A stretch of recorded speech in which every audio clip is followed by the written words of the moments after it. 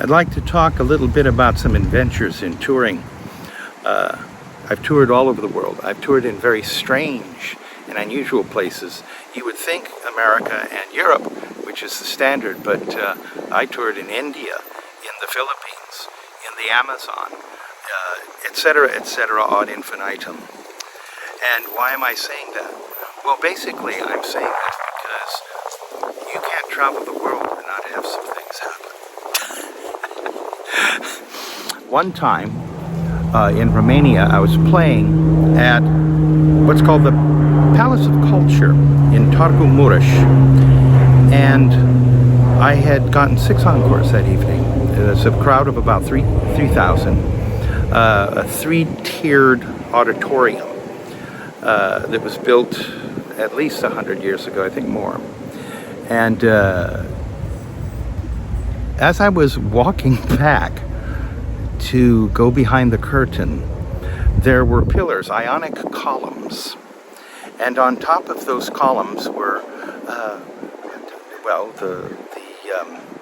I don't know the name of it, but whatever it was, it became, at part of the column became loose and severed, and it dropped onto this, as I was walking, barely missed my guitar, barely missed my head.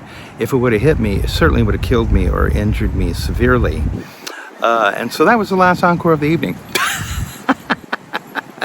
So that's just a fun story on tours, and I'm going to talk more about those because you learn a lot about life. What did I learn on that one? I don't really know. That was a large tour, and I was playing concerts all over Mércovia, Bucharest, many cities in that area. And I had kicked off the concert tour here in Washington, D.C. By playing for the Princess Margaret of Romania at the World Bank.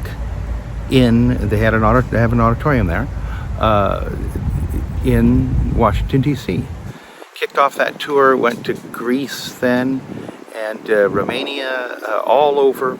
And this was after the fall of Ceausescu, so it was an interesting environment. I actually, to tell you another quick Romanian tale since I'm on it, I actually told an audience, a large audience I might add, that they weren't going to get into NATO that year, which they were aspiring to do. But you have to meet financial conditions in order to become part of that alliance, and they were incapable of doing so after being under so many years of communism, socialism. So they basically, I told them, an audience, that. And I was talking with the ambassador later that evening who'd been at the concert. He said, "Jonathan, why did you tell them they're not getting into NATO?" And I said, "Because I'm a free citizen of the United States, sir. And I have the right to speak freely, and I don't have a top secret security clearance. Although I did for a minute in one thing, that's another story. But just like a minute, like not real security clearance."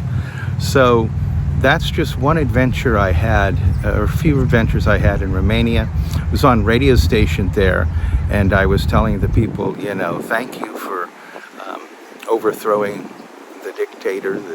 He got exactly what he deserved, only 30 years too late after he ruined millions of people's lives. And so that shows you that when you're traveling and you're doing concerts, you're hooked up to the societies that you're in a very different way. And so that's some adventures in Romania.